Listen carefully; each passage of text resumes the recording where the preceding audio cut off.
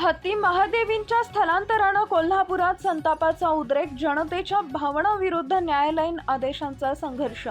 कोल्हापूर जिल्ह्यातील नांदणी गावात गेली 3 दशके वास्तव्य करणारी हत्ती महादेवी, ज्याला लोक प्रेमानं माधुरी म्हणत, तिला न्यायालयाच्या आदेशानंतर गुजरातमधील जामनगर येथील वंतारा संस्थेत हलवण्यात आलं।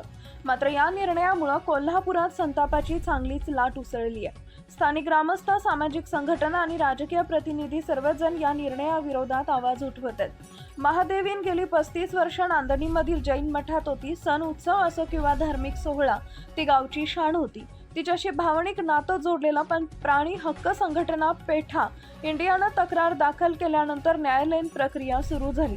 16 जुलै रोजी मुंबई उच्च न्यायालयानं आणि 29 जुलैला सर्वोच्च न्यायालयानं निर्णय दिला की महादेवीला प्राणी कल्याणासाठी वंतारा संस्थेत हलवावं। वंतारा ही रिलायन्स फाउंडेशनच्या अंतर्गत संस्था असून तिथं जखमी आणि वृद्ध प्राण्यांना आधार दिला जातो। मात्र या निर्णयाला स्थानिकांचा तीव्र विरोध आहे। महादेवीच्या स्थलांतरणाच्या दिवशी शेकडो ग्रामस्थ रस्त्यावर उतरले।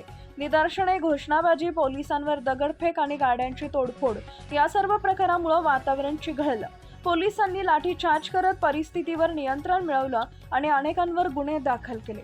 या सगळ्याच्या पार्श्वभूमीवर महादेवीला हलवताना ती विजिबली अस्वस्थ होती। तिच्या डोळ्यात अश्रू होते, साऱ्या गावकऱ्यांचा असा दावा आहे। अनेकांनी सोशल मीडियावर भावनिक पोस्ट करत, संदेश करत आपली वेदना मांडली। 3 ऑगस्ट रोजी कोल्हापुरात महादेवीच्या परताव्यासाठी 45 किलोमीटरचा मूक मोर्चा काढण्यात आला। यामध्ये हजारो नागरिकांनी सहभाग घेतला। स्वाभिमानी शेतकरी संघटनेचे नेते राजू शेट्टी आणि अनेक सामाजिक कार्यकर्ते या आंदोलनात सहभागी झाले। हा मुद्दा विधानसभेतही गाजला। उपमुख्यमंत्री अजित पवार यांच्या सभेत एका युवकानं महादेवी परत आणण्याची मागणी केली। यावर उपमुख्यमंत्र्यांनी सकारात्मक प्रतिसाद देण्याचं आश्वासन दिलं। दरम्यान वंतारा संस्थेनं यावर स्पष्टीकरण देताना सांगितलं, महादेवीचं स्थलांतर पूर्णपणे न्यायालयाच्या आदेशानुसार झालंय। तिच्यावर सध्या वैद्यकीय तपासणी आणि उपचार सुरू आहेत। आम्ही जबरदस्ती केली नाही आणि भविष्यात स्थानिक जनतेशी संवाद साधायला आम्ही तयार आहोत। राज्य सरकारनं आता उच्चस्तरीय समिती स्थापन करण्याचा विचार सुरू केलाय, जी महादेवीच्या पुढील राहत्या ठिकाणांवर निर्णय घेईल।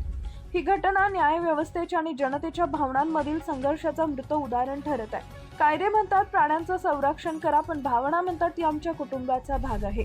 भविष्यात अशा परिस्थितीत कायदे, संवाद आणि स्थानिक सहभागाचं संतुलन राखणं अत्यंत गरजेचं ठरणार आहे।